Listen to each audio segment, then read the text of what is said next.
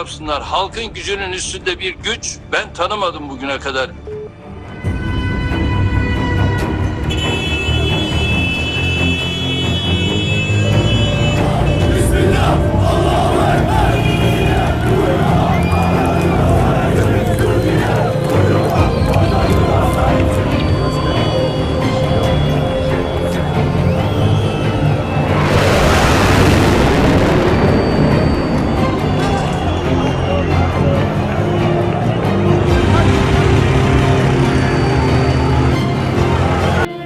qolyaha inqilaabka fulinaya waxay isku dayeen in kabtaradooda inay ku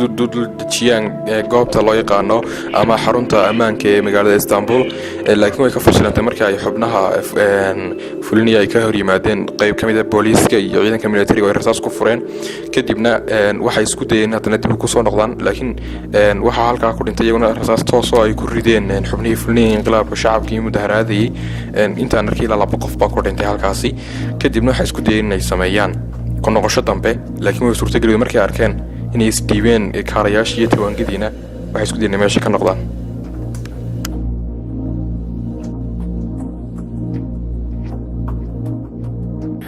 waxaan amarnay in dhanka helicopter u jeestaan dhanka hotelka uu degan yahay madaxweynuhu laakiin xubin kamid ah generaalada ayaa noo sheegay inuu xukunku ku dhacay gacanteeda ama gacanta ciidanka kadibna waxaan tagnay halkii aan u baahnayn ilaa muddo baran doon inaan ku soo qabanno oo aan gacanta ku soo dhigno laakiin noomay suurtagelin oo waxa naga lumay halkii ku sugnaa dabahantii way isku dayeen inay soo qabtaan laakiin waxay khalad ka dhacay waxa inaan fahansanayn hotelku goobta uu ku yaalo iyo ka uu yahay ilaa 3 helicopter baan dul yimi anaga si ay noo eegaan iyagoo wata diiradaha ama kamaradaha wax lagu eego laakiin way suurtagelin ka hor intaan weerarka nagu bilaabin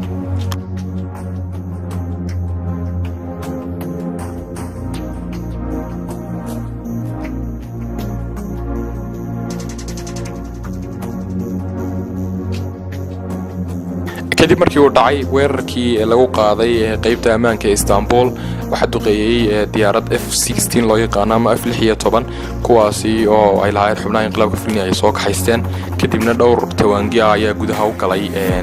halkaasi anagu runtii dhowr qof baan ahay tawaangidaas korbarkaas u rideen si dadku cabsi geliyaan mid kamid ah asxaabteeda oo sitay mikrofon ama samacada codka gudbiya ayaa yiri waxay sadax leeyihiin xagee dadka shacabka rasaasta ugu risan iyo ciidamada ilaalinaya ammaanka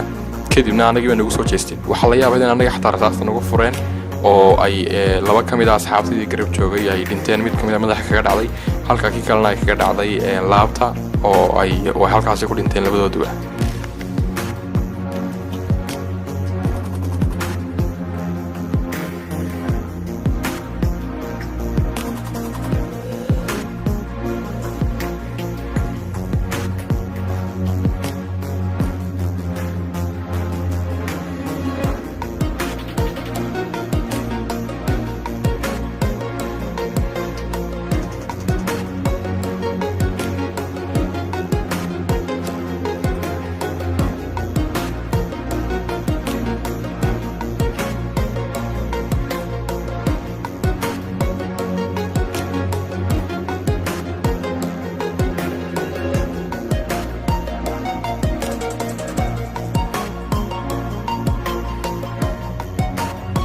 dhammaan waxaan ku wargelinayaa shacabka dalka Turkiga inaan hogaamiyaha ahna taliyaha ciidamadeena General Akar aanu qayb ka ahayn kooxda fulinaysa inqilaabka isla markaasna ku sugan yahay goob aamin ah sida uu sheegay soo goordhowtay la soo hadlay iguna wargeliyay waxaana shacabka u sheegay inay ka hortagaan xubnaha fulinaysa inqilaabka oo xubnaha dibadda laga soo aabiyay sida waxa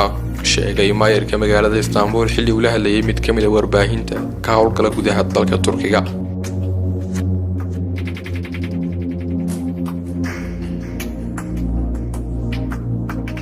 kadib markii aan hubsanay in hogaamiyaha ama taliyaha ugu sarreeya ciidanka ku sugan goob aamin ah oo la soo hadlay maayirka magaalada waxaan ku qaadanay in maayirku amar ku bixiyo oo warbaahinta la hadlo oo yiraahdo in hogaamiyihii kuma jiro kooxda inqilaabka fulinaysa isna uu nabad qaba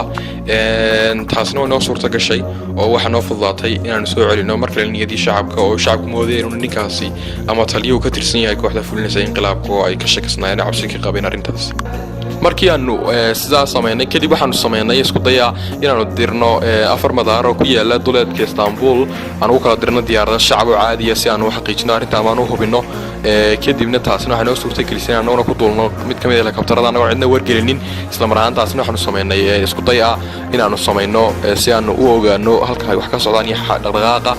حتى أنا waxaan ku duulinay joogaad u sareeyo inaan raadaradu qabanayn si aan u sugno amaanka xubnaha nala saaran iyo madaxweynaha qodiisa oo aan uga suurtagelinay inaanay qoryaha ciidamada cirka hawshan fulinayaan ogaanin halka uu ku sugan yahay kadib markii muddo 15 daqiiqo oo Erdogan ka sii maqnaa hoteelkii uu deganaa waxa halkan ku soo degay oo xeebta dhinaca badda ee hoteelka agtiisa 3 helikabtar kuwaas oo ay saareen xubno kamid ah kooxdii fulinaysa inqilaabka iyagoo oo weeraray qayb kamid ah askartii gaarka oo ahayd Erdogan oo halkaas kaga hadhay waxaana uu weerarku ka dhacay goob u jirta 300 oo mitir halka uu ku sugnaa madaxweyne Erdogan ka hor intii aan lagu wargelinin hantii wax ka soo galeen albaabkani markay soo jibiyeen saddex xadiidka ahayd iyo qofkii ku xidhnaa oo degdeg u soo galeen iyagoo xoog u dheereynaya runtii qoryogu way cabaysnaayeen oo cabsi xoogan baa ayaana gashanaya markay soo galeen waxaan isku dayeen inay anaga waxna yeelan laakiin markay waayeen cidii ay u dan lahaayeen oo ahayd madaxweyne inay helaan way iska noqdeen goobtani muddo daqiiqada kadib way iska baxeen soo galeen rasaasta way rideen miya rasaasta ma kala joojin ilaa helikabtaradu way ridayeen markay gudaha soo galeen oo ma garanay laakiin ilaa hadda cid ay ku dhacday ma arag rasaas meel la meel ay ku socoto waan garan waay marka miya ma waxa la oran karaa waxay qaab loo soo qorsheyn lagu galo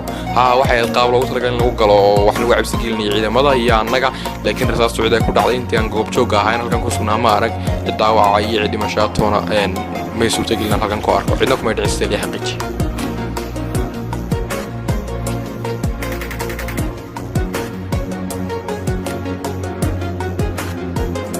waxaan ku sugnay xafiiska dhexe xisbiga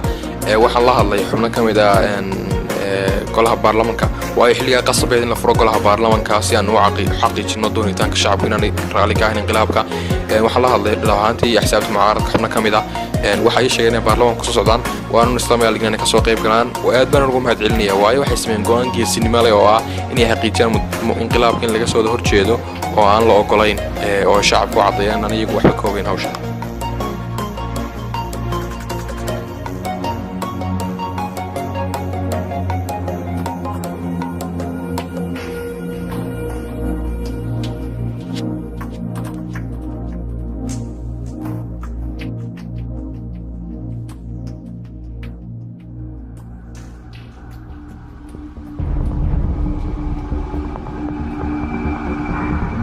soo gaaray xarunta golaha deegaanka ee Istanbul waxaan xaqiiqsaday in goortan ama xilligan uu socdo dagaal dhaba oo ka dhana shacabkeega dhab ahaan tirsaas meel kasta ay ka dhacaysay laakiin xubno yar oo kamid ah shacabka ayaa dib uga noqday iyagu goobtaasi intoo badan halkaas ku sugnaayeen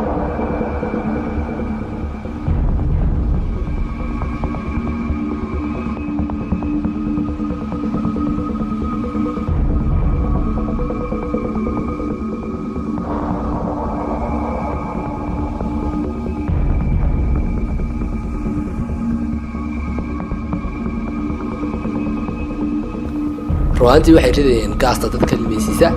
rasaas badan way ridayeen anu habeenka waxaan u imiday anigoo ah muwaadin Turkiya ee uma niman saxaafad darteed socod karaysan maaha ruantiina markii dambe ka guuleysanay waana jibnay cadawgii insha Allah khayr bay ku dhamaan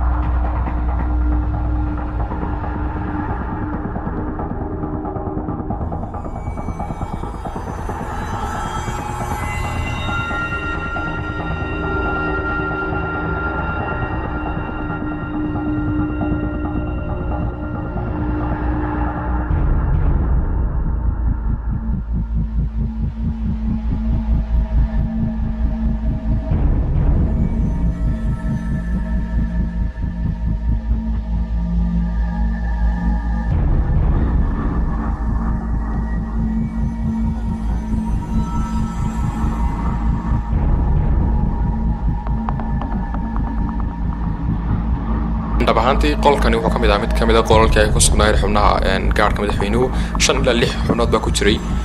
toos baan u soo weerareen markii dambe marka mu dhaxmaray wax dagaali dhab ahaantii dagaalaadu xoogan baa dhaxmaray oo keenay xataa in lagu qasbay in xubnuhu isdiiban laakiin ay diideen markii ogaadeen madaxweynuhu meesha ka baxo badbaadayna qaar badan oo kamid markii dambe way soo nabad galeen laakiin xubno ku dhintay halkaas way jireen rasaas badan baa dhaxmartay labada dhinac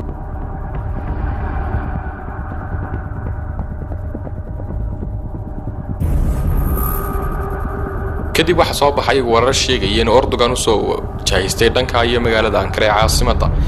waxaana halkaasi isla mar ahaantaasba la wareegay koox degdeg ah oo ka tirsan kooxaha commandosta ciidanka militariga garoonka Ataturk loo yaqaano kuwaas oo gacanta ku dhigay xubno kamid ah kooxda inqilaabka fulinisay diyaaradda Erdogan markii ay soo gaadhay garoonka Ataturk waxa ay soo degtay iyadoo ay hawada ku jiraan weli qaar kamid ah diyaaradii fulinayay isku dayga inqilaab xafiiska amaanka Istanbul wuxuu ka ciyaaray door aad iyo aad muhiim ah waxaanu hubinay agaarka garoonka diyaaradaha inay joogaan wax kooxda afkambiga wadaya markii aanu hubsanay in amnigu sugan yahay waxaanu isku daynay in madaxweynaha soo dejino ruuxda madaxweynuhu markii dib uu soo degay saasaan ugu guuleystay xilli ay xaaladdu halka marayso ayna socoto xirxidhida iyo qabashada xubnihi inqilaabka ka qayb qaadanayay